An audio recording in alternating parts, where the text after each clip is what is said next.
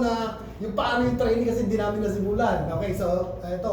Welcome po sa mga nagte-training sa ibang bansa. Wala pa. Okay, so we have learned everything about the basic about C2S. We have learned also about the connect, okay? Na makakalaga yun, na magsisimula ang lahat sa connection, sa connect. Naku, Solomon and David, congratulations. After connect is like, ano sumunod sa connect? Keeping. Okay, keeping. So, sumunod sa keeping ay hindi, connect, keeping. Okay, meron pa tayong dalawang mahalaga. Pagkatapos ng connect and keep, na-i-connect na natin. Nagkaroon na tayo ng connection, nagkaroon na ng keep. Okay, ngayon ang pag-uusapan naman natin, isa sa napaka-importante nung pinag-aaralan ko to, yung lesson about equipping. It is about us. Okay, equip and the team na bubuhay natin. Yung between you and me at paano siya mag-i-stay. Yung mga panahon na para bang hindi tayo magkadugo. Alam mo yan, nangyayari ba sa inyo yun? Nangyayari sa akin yun eh. Yes, si Brother Carlos, okay, suplado yung mga ganun. Kasi yung kilay ko putol. Kaya ako ko putol. Kaya ang dating suplado. But anyway, ito yung napakahalaga. At yung speaker natin ay talagang kilala ko ito. Ito yung mentor ko sa C2S. At isa to sa nakita ko dito, akala ko ito yung reverend, akala ko yung doktor, akala ko yung doctor of theology. Yun ang una nakita ko. Doctor of theology. Isa ito sa naghamon sa akin, kaya ako nag-CLDP. Kasi gusto ko kung paano sila maglingkod, ganun din ako para magamit ako sa ministry. So with this equipping, mga kapatid, purihin ng Diyos sa buhay at kalakasan ng ating kapatid Reginald Lamoran. Amen! Praise the Lord! Woo! Di ba tayo muna yung manalangin? Heavenly Father, maraming salamat, oh gracious God, sa pagkakataong to na we are in a continuous learning process, oh God. Yun ang pinapaunawa mo sa amin, na kaya namin na ilang matatagal na rito, ang dami pa rin po namin talagang dapat matutunan. And you are using us now, Lord God, as instruments para dito sa mga kapatid naming mga bago pa. Yung iba, Lord God, na medyo ilang taon na rin. Pero Lord God, nawaan namin in our lifetime, di namin kayang pag-aralan lahat sa kanila. But we are here asking for your wisdom, Lord God, to bestow upon us sa bawat pag-aaralan namin. And may we apply this, Lord God, sa aming pang-araw-araw na buhay. Maraming salamat po sa pangalan ni Jesus. Amen. Si Brother Carlos, kilala natin niya, magaling na speaker, siya yung nauna, di ba? YC2S. Yung pangalawa, ito revelation sa akin kanina, pangalawa, si Brother Jason. Brother Jason, simula pa lang yan. Yes! I hope maraming mag-step up gaya ni Brother Jason. Yes! May talent pala. Amen! To share the word of God. Tsaka actually, muntik ako magtampo sa kanya kanina eh. Umatin siya ng ASP. Pinapagit niya, iniisip niya mga teacher, nagturo. Hindi ka maalala. Carlos, si Brother, Pastor Lito. Bal. Nakaganon ako eh. Yung pala umuwi na siya. Nung ako na nagturo. Ayun lang. So, na-enlighten ako ito. Sabi, di ba, nagturo ka pero hindi ka matanda na nagturo ka pala.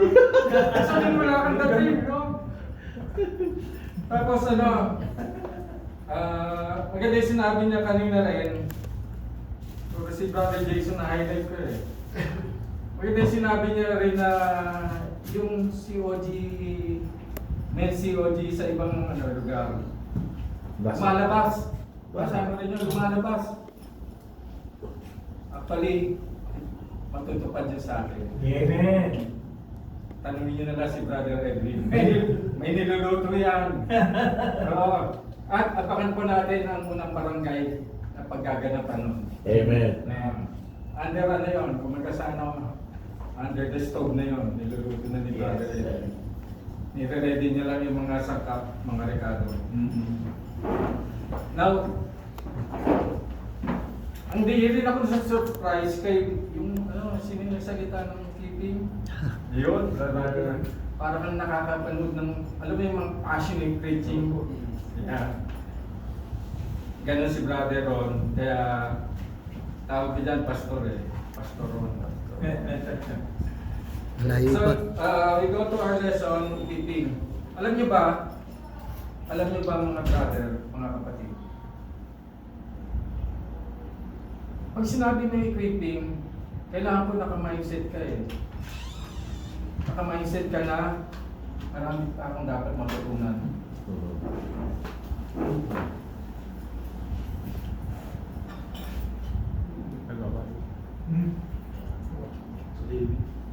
Okay. Sa TV? 846 sa TV. Baka may Kaya tawa sa speaker connector. Ayun po yung remote oh.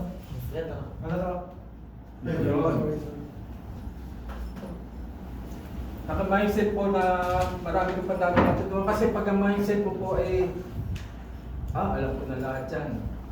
You will remain stagnant. Yun ang magiging tendency. Di ba mga brother? So, at the end of this lesson, the trainees are expected to learn. To learn how to facilitate the C2S group. Learn how to use the C2S manual for group devotion. Ito, importante ito ha, papaliwanag ko mamaya. Kailangan pa dito, maging creative tayo, maging playful. Playful. Binagit babagitin yan sa mga, kailangan playful lang mismo. Develop confidence. Kailangan may confidence ka. Baka meron pang mas may confidence pa yung mentee mo kaysa sa iyo. Naku! Natakot mo. Di ba? Next, quotable quotes. He that is equipped will equip others. Oh. Yan. Sabi nga dyan, Nemo that could none have it. Ang wala sa iyo, hindi mo kaya ibigay ang wala ka. Di ba? You cannot give what you got. Okay. Bilisan mo na, no? All scripture is given by inspiration of God. And it is profitable sa 2 Timothy 3:16 to 17 yan na. For doctrine, for the truth, for correction, for instruction in righteousness, that the man of God may be complete. Thoroughly equipped for every good work. Amen. Nung hindi ka pa alam yung verse na yan, may nakikipag-debate sa akin. Bata pa ako noon eh. Sabi sa akin, ang Bible na yan. Ba't pinababasa ang Bible? Gawa lang ng tao yan. Hindi ko alam na later, hindi ako nakasagot nun eh. Bata pa ako. Bago pa ako eh. Later, hindi ko nalimutan yun. Ito pala yung sagot. All scripture, may ibang verse na, all scriptures are God-breathed. May hininga ng Diyos. May napanood ako niyan eh, yung habang dinidikta ni Paul doon sa nagano yung mga dapat isulat. Para siyang in a trance yung mga sinasabi niya. So, he is in the power of the Holy Spirit during that time. Sinusulat siya. Definition ng equip. To provide a person with objects that are necessary for a particular purpose. To give someone the skills needed to do a particular thing. Kaya nga po yung ASP, napaka-importante rin po niyan. Ano sabi ko doon? Si Brother Val, bibigyan niya yung bawal na araw. Yung turo niya, sinita-targetin mo eh. Sinita-targetin mo. Tapos, si Pastor Lito, binigay yung mahabang espada. Bakit mahaba? Kasi paliwanag mo yung mahal ka ng Diyos. Nabanggit din ni Brother Jason na inabahan mo rin, di ba? Kasi nagkaroon ka opportunity mag-share din sa iyong office mates. Nagdagdag siya, inabahan niya. Ako naman, to balance everything, ako naman yung dagger ang binigay ko. Naka-attend yun ng weapon na binigay ko. Bakit agad? Paikli lang. Parang 2 minute, 3 minute evangelism. Minsan 1 verse evangelism, 2 verse evangelism, hanggang 3 verse. May kikwento po ako sa inyo. Pero ano kayo kikwento? Ito po, nung isang gabi na nangyari, kasi na-apply ko yung tinuturo ko. May pasayero ko. So hindi po nakakala mag-grab driver ako. Grab driver lang po ako. Grab driver. Grab Hindi driver. lang, walang lang ha. Grab driver po ako. Nag-work ang Holy Spirit during that time na pasayero ko yun. Pinick up ko sa Makapagal Boulevard. Atid ko sa Terminal 3, papunta siyang Canada. Dumating ang punto sa usapan namin ano niya, Catholic ako, kuya. Basta may nag-uusap kami, dumating na sa punto na Catholic ako, kuya. Tapos sabi, di ang sagot ko, Catholic din po ako dati. Bakit ano ka na ba ngayon, kuya? Ay, born again Christian na ba ako? Bakit ka nag-born again Christian? Yung mga gusto ko, yung mga hindi naman ako na-excite. Lord, thank you. Mukhang may isang kaluluwa na naman malinis. Sabi ko. Kasi po, ito yung tinuro ko doon, kailangan meron kang script na kabisado lagi. In-equip ko ang sarili ko. In every situation, yung in-equip ko na yun na script ko, evangelistic script ko, biglang lalabas yan. Alam mo, pag bumuka yung bibig ko na, halimbawa na, dalawa yan, pag bumuka yung bibig ko na, Jesus Christ died on the cross and rose again. Alam mo na yan, tuloy-tuloy na yan. Mag-acceptance prayer na yan. May pangalawa akong buka ng bibig na may pangalawa akong buka ng bibig. Yung, kasi po, naunawaan ko. Ayun. Doon ko nagamit yun. Kuya, bakit ka nag-born again? Bakit ka nag-Christian? Kasi po, mula po nang naunawaan ko na ang pagkamatay ni Jesus at pagkabuhay muli ay para iligtas po tayo sa ating mga kasalanan. Kasi yun ang tanong ko po nun paano natin siya makakasiguro kung makakasama mo siya sa kaharian niya sa langit. Yun lang pala po ang kondisyon niya. Maniwala ka. John 3:16. Lagi ko pinagdidinan ng whoever believes. Amen. Kasi whoever, kaya po, kita nyo, yun lang po ang kondisyon niya, maniwala ka. Noong time na po yung naniwala po ako.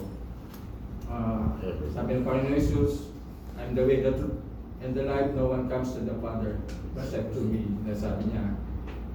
Tapos, pagtingin ko gano'n, ano na? Skyway na, sa may malapit FX na. Ito ko, toll gate na ng Terminal 3. Adjust na ako, sabi ko. Ma'am, gusto mo bang manalangin tayo? Umabi na ako ng gano'n. Hindi na ako nagpaligoy. Pero hindi mo pinikit yung mata mo, bro. Ha? Hindi mo pinikit yung mata mo.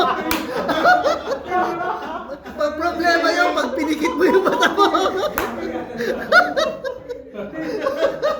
Kaya nga gano'n, inipit ko yung sarili ko na pag nag-evangelist ako nakadilat pa ako.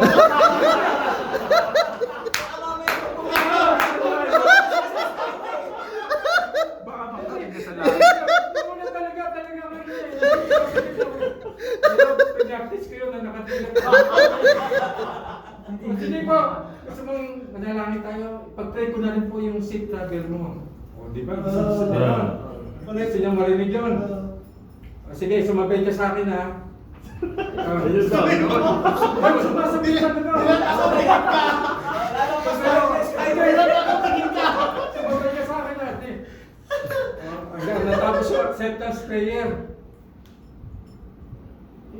Pakit na ako sa departure. Sakto. Tapos yung acceptance prayer. And I commit my life to you, Lord. Kasi di lumapag na. Buti wala nagpapaalis kasi kailangan mo ka Ay, nandito na tayo. Sige po, pray ko na yung safe travel mo. Please na, tapos siya, ito pala pinag-pray yung safe travel niya. Pagbaba, dadaming bagayo. Nung tinulungan magbaba, naiiyak, manulo-halo. Kuya, kaya pala, ikaw ang nag-ko, sabi niya. Amen. May purpose pala. Kasi kuya, makasalanan talaga ako. Sabi niya. Tandaan po natin lagi, Luke 15:7. For every sinner that repents. Amen. There's rejoicing in heaven. Rejoicing in That's heaven. right. Amen. Kaya po yung acceptance prayer natin, sasamahan po natin lagi ng I repent. Lord, isa po ang makasalanan and I repent of my sins. Huwag po natin kakalimutan yung repent na word sa sinabi ng Luke 15:7 yun. For every sinner that repents, there is rejoicing in heaven. Amen. May napakabay. Gala, gala. Alright. 3 P's to remember. Pray. Automatic yan. Alam na natin yan. Pray for your situation. Seek the Lord's guidance. Bakit kanina, sininanin ko kanina nagsabi na ay, si brother nabanggit yata niya na nagbabasa ng Bible para kang nagmumaraton lang na nasabi mo lang nabasa mo, wala ka naintindihan. Kasi you did not seek the Lord's guidance. Before reading the Bible, kahit sa sentro mong Lord, give me the wisdom. Guide me with the Holy Spirit as I read this, your word. Amen. Kasi po, nasa ko, ang daming meaning pala ng isang verse lang na hidden meaning. Yes. Ang dami na, kung di mo pinag-pray, hindi mo Dami interpretation. Yan. Depend upon the Holy Spirit to give you the right words and message. Yan. Plan. Read and study yung material. Ano ba? Ay, wag naman po yung wag naman po yung magsisitues na kayo na hindi mo pa na-review yung pag-aaralan nyo. Hindi ka nagkaroon ng time na Reviewing. pagandaan man lang, Yes. reviewin. Kasi mamaya po, didiscuss ko kung bakit kailangan mo pong pag-aralan. Kasi kailangan mo maging creative. Kung bibigay ka ng story, you will tell some story to your mentee. Saka you will tell how to apply this to your life. Kung doon pa yung dinuklat, nung magkita kayo, hindi mo nabasa, baka siya pa mag-facilitate kaysa ikaw. Oo. Di ba? Siya naganda siya. Read the scripture text again and again. Kaya again and again. Revelation every time na inuulit mo Inuulit-ulit mo. Familiarize yourself with the spiritual truths and principles of this lesson. Pray, think ahead. Yan ang sabi ko, think of creative ways to present the materials. Sino yung matendang eyelid? Yan. Kami. Alam mo na-amaze ako sa paano present ni Pastor Anthony, Brother Alan. Napanood mo yung yung video ng teaching ni Pastor Anthony doon? Na-amaze ako paano niyang nagpasakali siya sa topic niya. Pinakita niya kung ano ang Singapore noon. Di ba? Akala ko nga, sa tundo lang Di yun. ba? Parang tundo. Oo. Pinakita niya ano Singapore ngayon. Tapos, Tiger City. pinakita niya kung bakit naging gano'n na Singapore. Because of Lee Kuan Yew. Big corner. Ano meron si Lee Kuan Yew? Vision, courage, Discipline. wisdom, intelligence. Basta marami siyang sinabing trait ni Lee Kuan Yew. Sabi, biglang kami niya. Yung pag-uusapan po natin ngayon, wala sa lahat nito. Diba? Pino siya, bakit naging ganda Singapore? Ito yung mga traits ni Lee Kuan Yew. Pero pag-uusapan natin ngayon, si Gideon, wala siya lahat nito. Galing, di ba? That's a creative way. Ako, hanga ko lagi sa mga ganung banat eh. It's a very creative, playful way of leading a story to your topic. Kaya mamaya, makita natin paano mo pag-apply yun, i-apply yun. Okay? Create an exciting learning experience. Ito may ikikwento ko mamaya tungkol dito. Words to remember, connect. Begin each lesson by sharing a story or asking a question to your C2S mentees.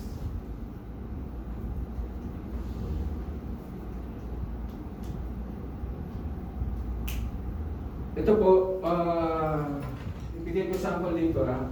Dala nyo ba yung mga C2S booklet nyo? Dala nyo? Sino may dala? Pag ano, review nyo na lang ha.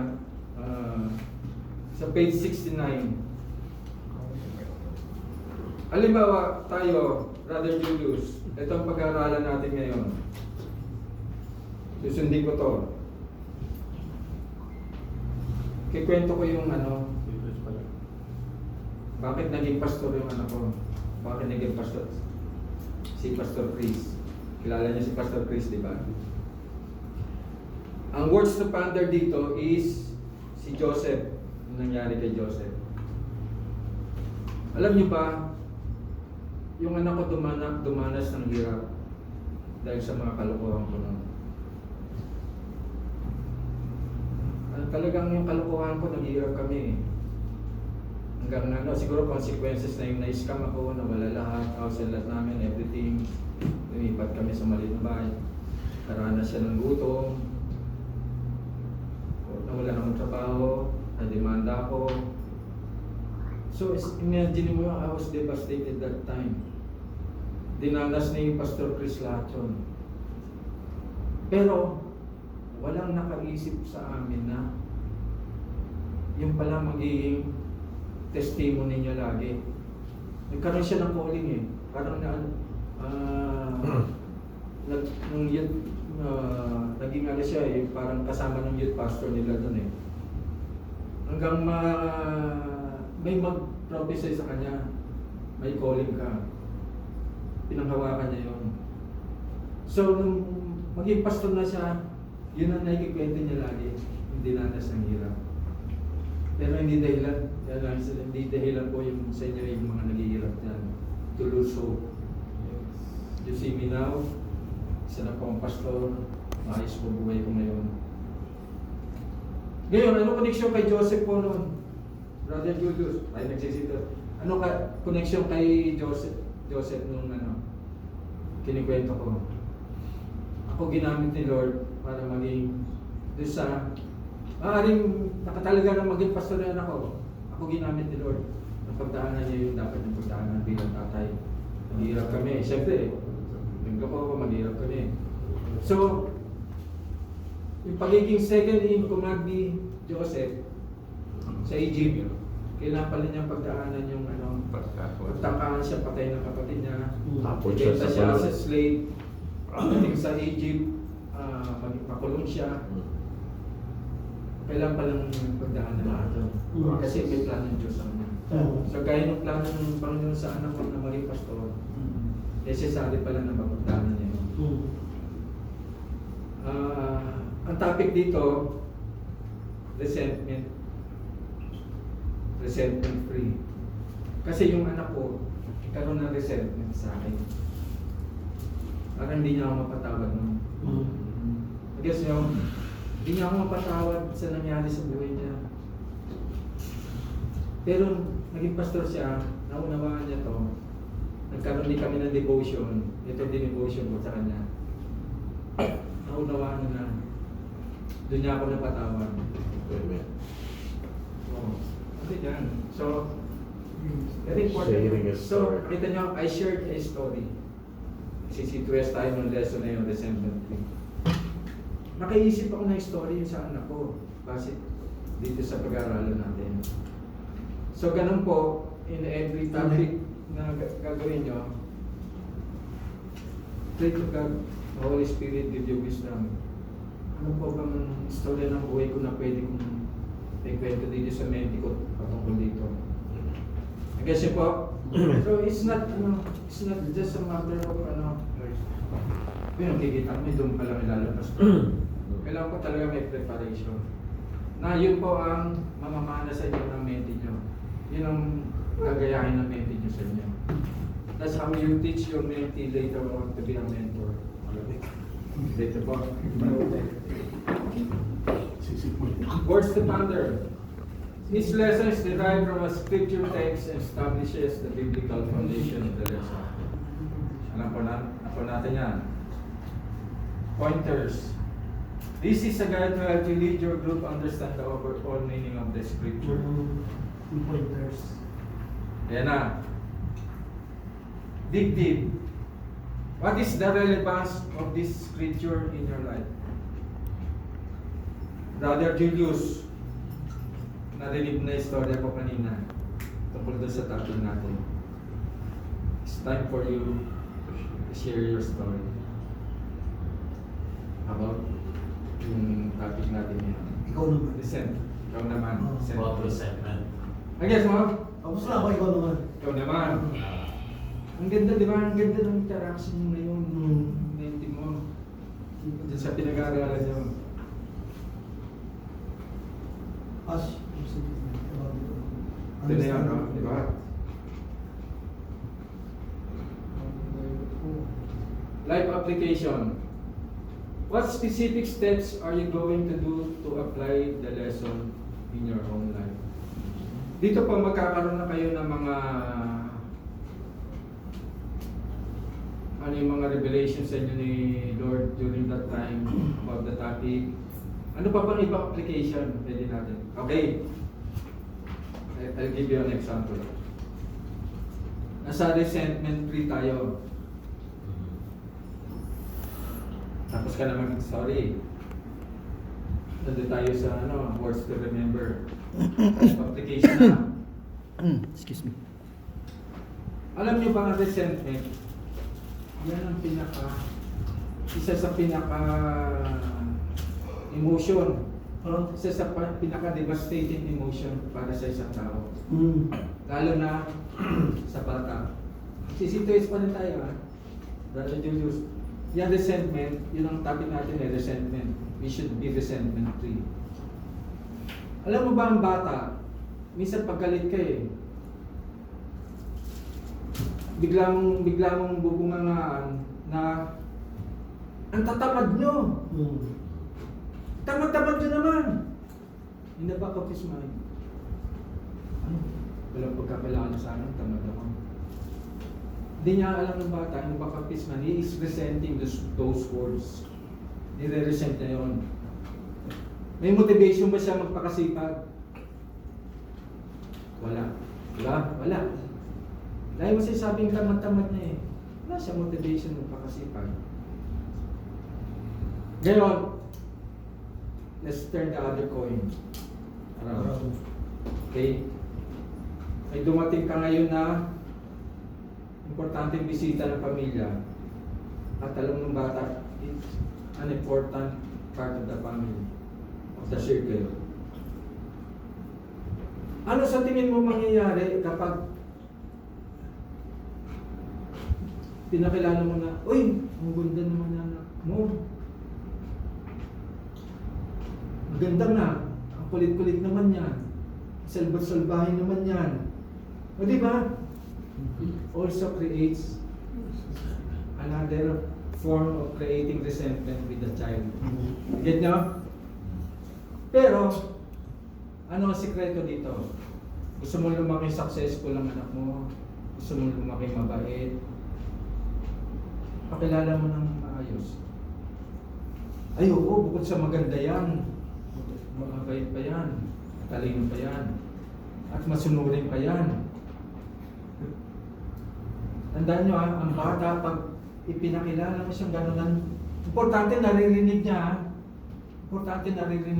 na nagmamalaki mo siyang gano'n. Kakalakihan niya yun, pangangatawanan niya yun. Ganito po ang pagkakilala sa akin. ganito ako pinakilala. Mm. Sa murang edad niya, isip niya, parang meron siya mindset na hindi ko bibreak yan. Mm. At itong pamangkin mo na to, nakikita ko, she will be a very successful person in the future. Amen. Nakita mo, the power of our words, Mm. power of our tongue. Sabi ni James, our tongue is like a wildfire in the forest. Diba? Either it destroys, diba? Or it's like a honeycomb, sabi sa Proverbs. It's like a honeycomb. Sweet words are like honeycombs to the ears. Now, Amen. I guess yun, ibinalik ko na. So, nag-share ako story. Punta tayo sa, ikaw naman, dig deep. Ngayon, bumalik tayo dun ngayon.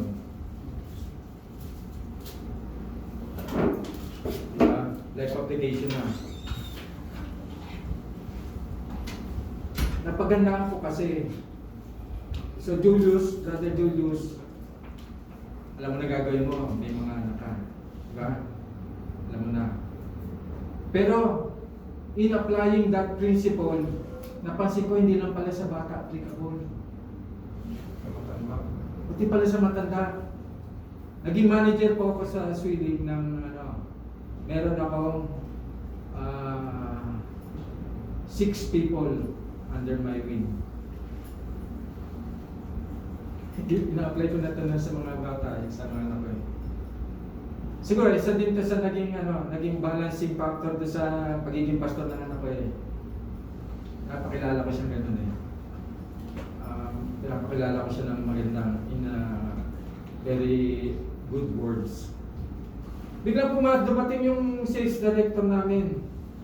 Gulat kami, biglang pumasok sa kwarto. Oh, Reginald, isa Lumotan. Kumusta kayo dito? Ganun kahit ang opportunity agad eh. Sir, papasalamat po ako dito sa mga naririnig nila. Nagpapasalamat po ako dito sa mga binigay mong tao sa akin. Masisipag po lahat. Kahit po wala ako rito, ginagawa nila dapat gawin. Sinasabi. Di ba? Psychological. Psychological eh. Pinakilala ko sila ng gano'n. So alam nila gano'n ang pagkakilala sa kanila ng sales director namin.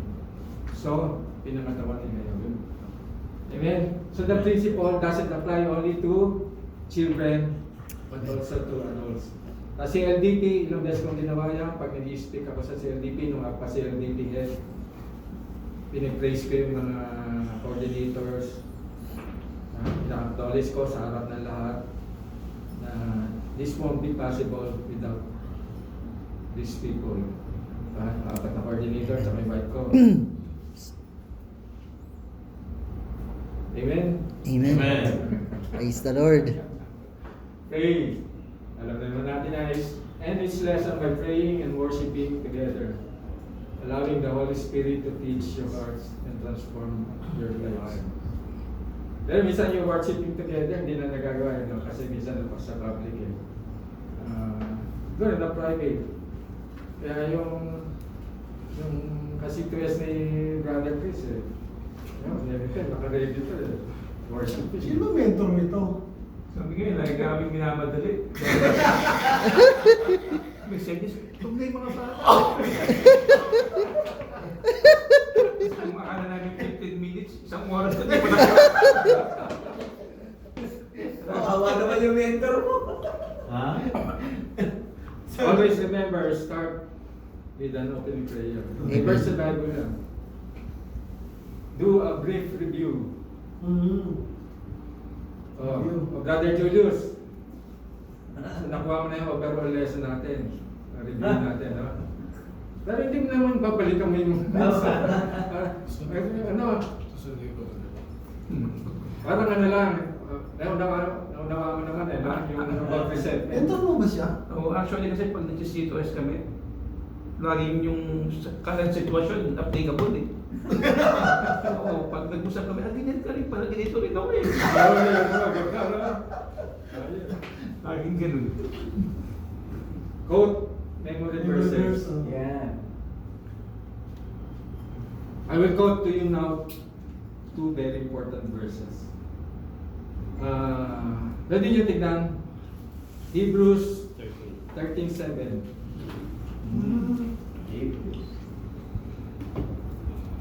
We are talking about C2S now. There are two verses na yan ang paborito ko about regarding kung nare-relate ko sa C2S. Sino nakakita?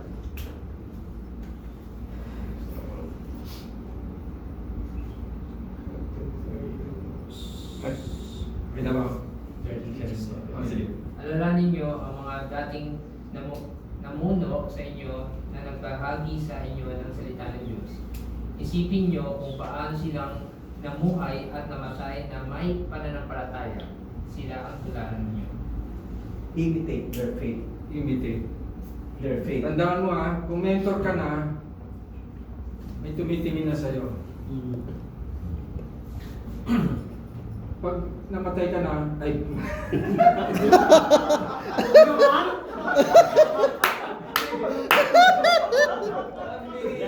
Sa viewer lang, sa viewer.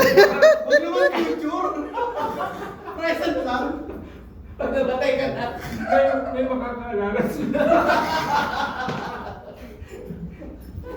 Joke lang. May tumitingin na sa buhay mo. No? Kaya, kailangan ayusin mo buhay mo. May nakatingin na sa'yo.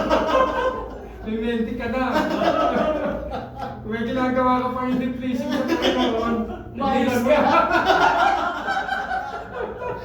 sabihin sa'yo, umayos ka. Yung menti pa nagsabi sa'yo. Ganda, umayos ka naman! Natitisan na ako sa'yo! Yung pangalawa, Hebrews 13:17. Yan, partner yan. Sabihin mo ano ba Patuloy mo na, Brother Jordan. 13:17. Sabi nga po dito na sundin nyo ang mga namumuno sa inyo at masakop kayo sa kanila. Dahil sila ang nangangalaga sa espiritual ninyong kalagayan. At alam nilang may pananagutan sila sa Diyos sa pangangalaga nila sa inyo. Kung susundin nyo sila, magiging masaya sila sa pagtutupad ng tungkulin nila. Malinaw doon na. Hindi malulungkot sila at hindi ito makakatulong sa iyo. Yes. Malinaw yun Hindi basta-basta maging mentor.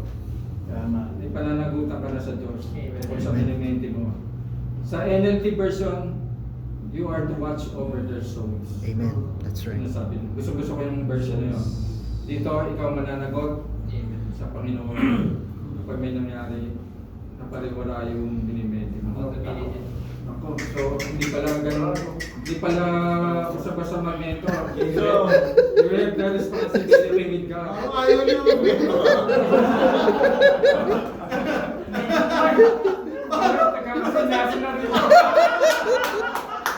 Bro, baka bahala ka sa akin. Insurance. Tatay tayo dyan. Then close in prayer. Nakuha ko sa video yun. Ito, 2 Corinthians. Ito ano to So ito na yung word. Ang tawag na, activity. Hindi na natin siguro gagawin ito. Explain ko na lang, ito po yung source, itong verse na to. Group of verse na po. 30 minutes po. Group. Susunod ka na. Sabi mo, sabi mo, assignment! Di ba? Assignment talaga. I-devotion yan. Actually, Seven. yan ang ano Corinthians. Yan ang source ng pinapagawa ni Pastor Lito na yung testimony nila, testimony mo. If anyone is in Christ, he is a new creation. Always ka, the newest comes. Ano ka nung wala ka pa kay Kristo, ano ka ngayon na kay Kristo ka na. Dito kinawa yun. Sa DB1. Sa verse 20, wala na. Yes, well. So ito yung contents na, di ba, ng ano, yan ako muna to. Connect, words of wonder, pointers, dig. Pag nagsisituate kayo, di ba, ito yung pagkakasunod-sunod. Okay, na-discuss na natin lahat kanina. Prayer. And prayer. Amen. So, Before. connect. Mga example lang to, na noon, ganito ka, mukhang luma. Ngayon, Wow. bago ka na. Di ba? Kulay. Kulay. Kaya ginawa niya ng ano Pero eh. yung kotse, ganun pa rin. Inuna mo niya yung bahay. Pero na yung bahay. Kotse, ganun pa rin. Nakita yung sample ni Pastor Anthony. Ito yung naiya Terminal 1 noong 1960s. Ito na siya ngayon. Pinalitan na pangalan.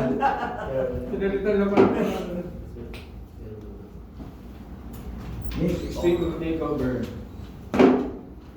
Okay.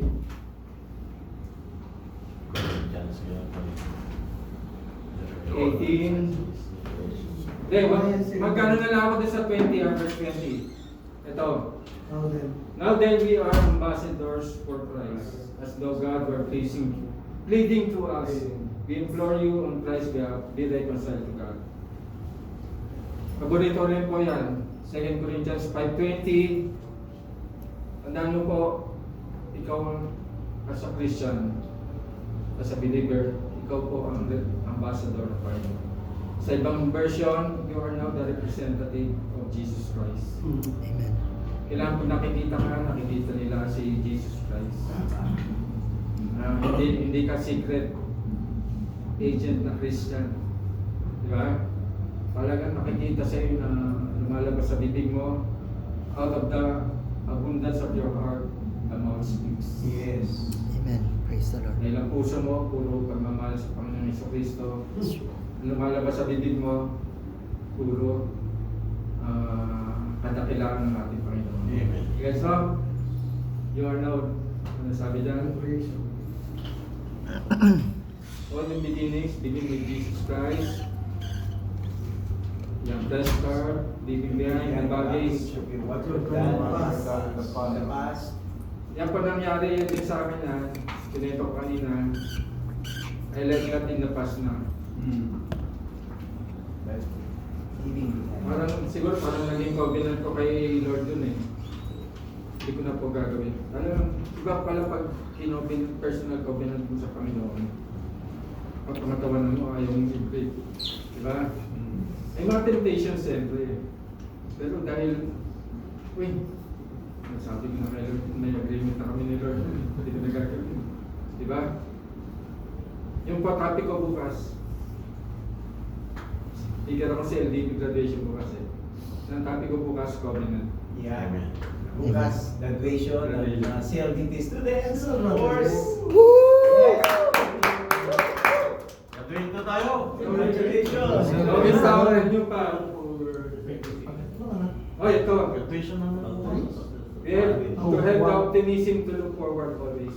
Amen. Look forward. Forget about the past. Move forward. Just like Ay, hindi pala natin kalilimutan yung past. Kasi yun ang kikwento mo sa nesting mo. Yun lang yun, kwento lang. Wala akong pare sa ano. Pero, kwento Just lang yun yun. eh. Ayun ka, kwento lang. Oo. Pero huwag mo babalikan. A changed life has turned me into an Ambassador. Big deal. Big deal. You. Amen. Amen. Kayo na nakaturo. I mean, it starts with God God to deliver us immediately from whatever we face. But it chooses not to. But He chooses not to. Okay, we deliver us. Bakit ganun? Because it is His not true change. really happen. Yan ang karanasan mo. So, ang sinasabi lagi, The struggle is real. sa bawat struggle mo, tingnan mo ano tinuturo ng Panginoon sa iyo. Yun. There Hindi will always positive. be. Lord, ay, may tinuturo ko na naman sa akin ha. Hindi na naman itong problema ko ha. Positive, masaya ka pa eh. Ayun, Brother Reggie, may struggle lang. Hindi yung struggle ko ngayon, pero ano, Kaya pala yung mga Christian talaga na well devoted sa Panginoon. Parang Hindi lagi na problema. kalmado. Hindi nangangamba. Lagi mong kalmado. Tama. Pero pag nalaman mo, hindi pala ng Kinakarap pa rin nila, no? Amen. No? Pero nakangiti pa rin, grabe. Okay, activity. O meditate nyo daw to pag ano, meditate nyo pag uwi. Romans 12:1-2. Favorite ko dyan yung 2. Do not conform To this any world. longer to the pattern of Yeah. this world. But he transformed. Marami po akong hindi na ilan By the renewing of your mind. iniwasan na. Holy supple. Pag naalala ko itong Romans 12:2, do not conform Oh. any longer to the pattern of this world. Yes, but be ye transformed. But be transformed by the renewing of your mind. Tayo ka! So that you will know. Ayun pala, Kaya nga. Eh, nag-transform na yan. So that you will be transformed Yes. by the renewing of your Pati mind. transformer, no? Amen. Oo. Nag-transform na eh. And you will know the perfect and pleasing will of God. Yes. Sige po, thank you. Oh!